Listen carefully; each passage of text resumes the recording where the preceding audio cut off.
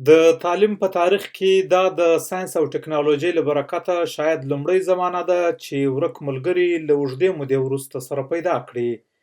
همداسې موږ د ژوب دغو ټولګیوالو د سوشل میډیا په مرسته سره وموندل او 26 کاله وروسته مو د خپلو مخکینیو استادانو د قدردانۍ غونډه جوړه کړه.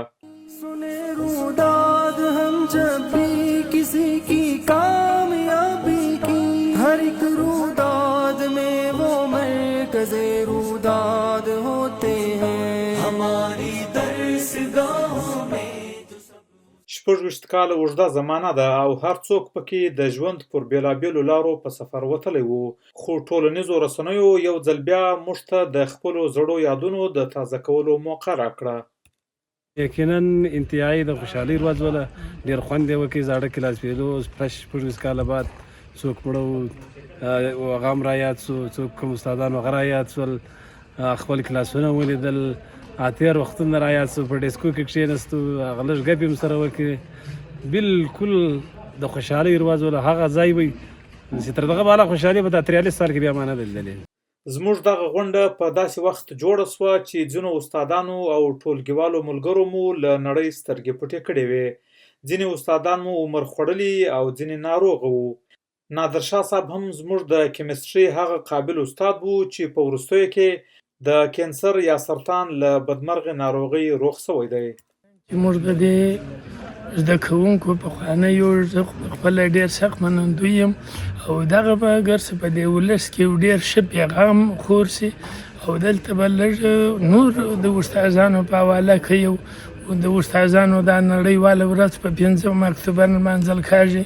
دغه به خلک اګر سره په سرکاري کچه ولمانځل کېږي او لږ به دا پروګرام خور سي د استادانو او د شاګردانو تر مابین د خلا سي د لږ به د خلا اګر سره راډکه سي دغه خلا به ورکه سي.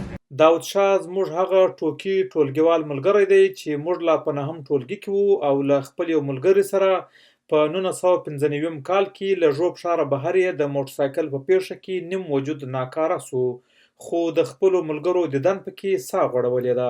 چې دلته راورسېدو موږ ته بیرته د سکول د جوړ وخت د روغ بدن احساس راته کاږي چې کوم زه په هغه ټیم کې له هغو سره هغه رنګه لکه دا تاسو سره وینم هغه کلاس پیلو کې هغه رنګه در سره وینم. څه فکر کوي چې دغسې غونډې چې بیا دومره د زاړه وخت ملګري سره یو ځای سي، استادان وویني، دا انسان ته څومره ذهني سکون ورکوي؟ ډېر ورکوي، ډېر بیخي ډېر خوند کوي. دا که نه وي پکښې انسان بیخي ډېر نور د بیمارۍ ډېر ضعیفه کوي. که دا رنګه دوستان د سړي سره په مټه روان وي انسان ډېر مطلب ژوندی وي. په دې غونډه کې مو نه یوازې خپلو استادانو ته هارونه ور په غاړه کړل بلکې هغوی ته مو د جامو او کتابونو سوغاتونه هم ورکړل او یو ځل بیا مو د هغوی د مهربانۍ او شفقت له خبرو نویت هم نه واخیسته.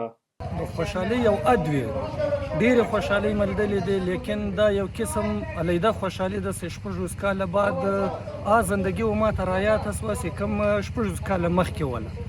یقینا ګر سر دا زه نه محسوسوم چې زه یا سپین ږیری سوم یا زما دور عمر وسو یا د دې سټیج ته زه رارسېدلی یم، بېرته ماشومتوب رایاد سو.